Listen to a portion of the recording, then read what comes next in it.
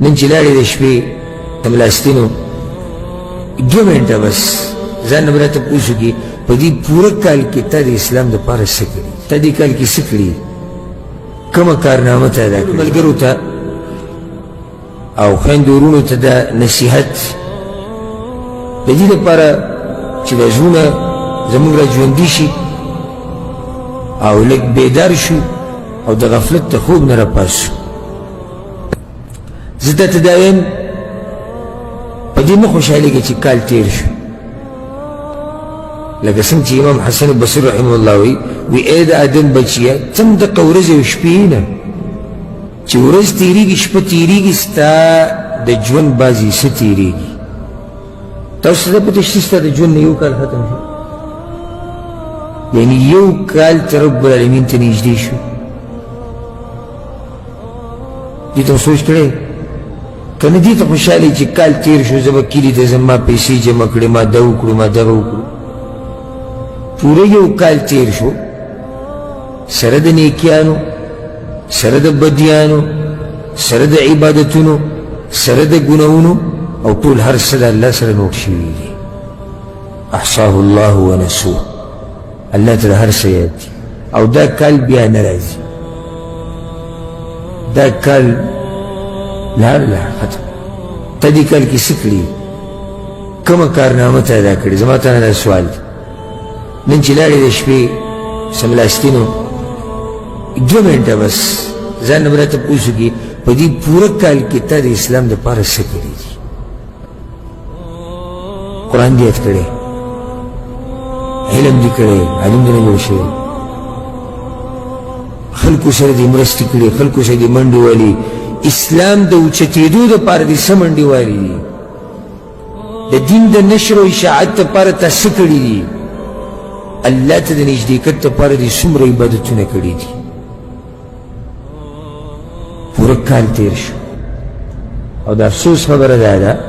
چې دا کال بیا نه راځي. که نه 1443 کال ته خوشحاله دی په دې کې به ډېرې بندګۍ د الله کې دا به پوره کوو، اخري ته به رسو. ته څه کړي،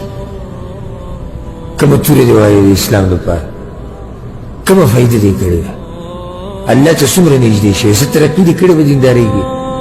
ترقي دې کړې په علم کې، په ایمان کې دې ترقي کړې ده. او ځان له جواب ورکړه. عبرت د ژوند چې تېرېږي زما او ستا ژوند کمېږي، ورځ او شپه چې اوړي زما او ستا ژوند کمېږي. او صرف کمېدنې دي که نه، که دا ژوند کمېدی او ختمېدی او من خاورې کېدی نو د ډېرو خلکو به ارمان وی، د ډېرو خلکو به څه ارمان وي چې دا مرګ په ما راغلی. ځکه چې مړ شي خو ختم به شي، خو هلته مسله خو دا نه ده که نه چې مړ شي خاورو کې کېښودی شي الله ته مخامخ شي. ستا دې ژوند کې چې دا یو کال تېر شو ته دې ته سوچ وکړه ته یو کال الله ته نږدې شوې. اوس دا پته نه شي چې یو کال بل پاتې دی تا ته، که میاشت ته پاتې دی او که ورځې ته پاتې دی او بیا به د الله سره ملاقات شي. نو د دغه ورځې دپاره تیارې یوم الطلاق هغې ته ویلی کېږي، د ملاقاتونو ورځ، قیامت هغه ورځ د بندګانو ملاقات به د الله سره وشي او د یو بل سره په یو وخت کې. دا نوی کال په یو نوي عزم سره شروع کړي، په پخې ارادې سره چې په دې کال کې به حتی الوسع د ځان د ګناهونو لرې ساتم. ټارګېټ ځان ته کېده په دې کال کې به 5 سپارې د قرآن یادوم، په دې کال کې به پلانې کتاب د یو عالم سره وایم، په دې کال کې به دومره علم کوم، په دې کال کې به دومره الله ته ځان نږدې کوم، هره شپه به زه دومره لمونځ کوم، نفلي روژې به زه په دې طریقې سره نیسم. یو هدف ځان ته کېده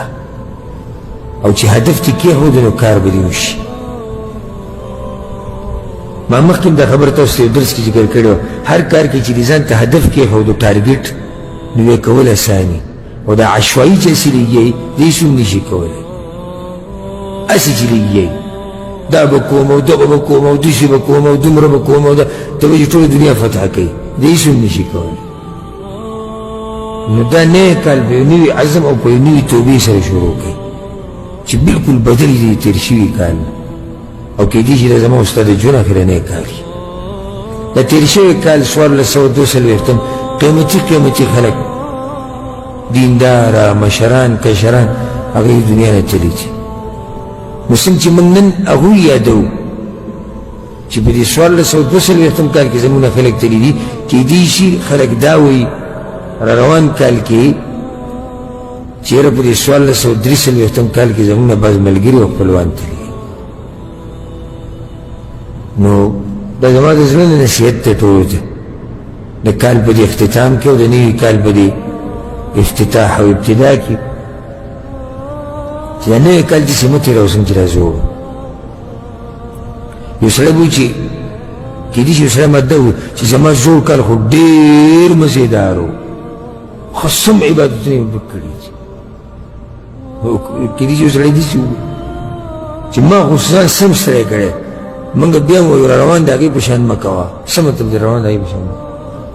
یعنې ښه کوشش وکړه